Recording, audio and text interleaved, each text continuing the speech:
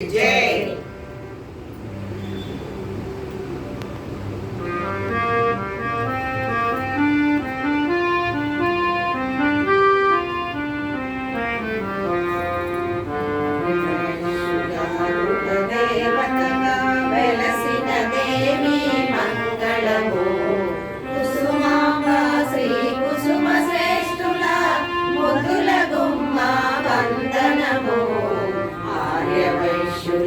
గృహదేవతగా వెలసిన దేవి మంగళము.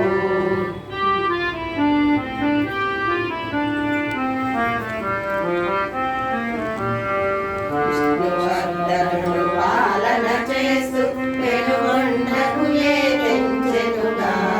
నగరేశ్వర స్వామి దేవాలయములో వైశ్యులు రాజుకు స్వాగతమిచ్చెను. ఆర్యవైశ్యుల గృహదేవతగా వెలసిన దేవి మంగళము.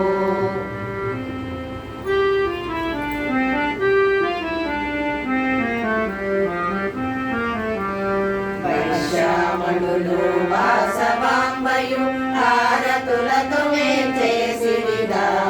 వాసవ కన్యను చూసి రాజు మోహావేశ పరమశుడయ్యను. ఆర్యవైశ్యుల గృహదేవతగా వెలసిన దేవి మంగళము.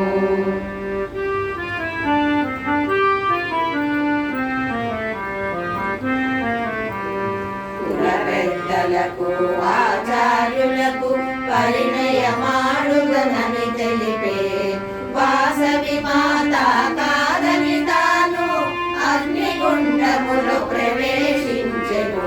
ఆర్యవైశ్యుల గృహదేవతగా వెలసిన దేవి మంగళము.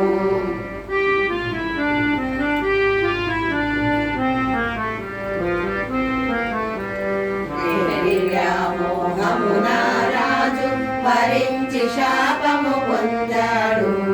102 గోత్రములకు ఇలవేల్పువై వెలసిన మాత ఆర్యవైశ్యుల గృహదేవతగా వెలసిన దేవి మంగళము.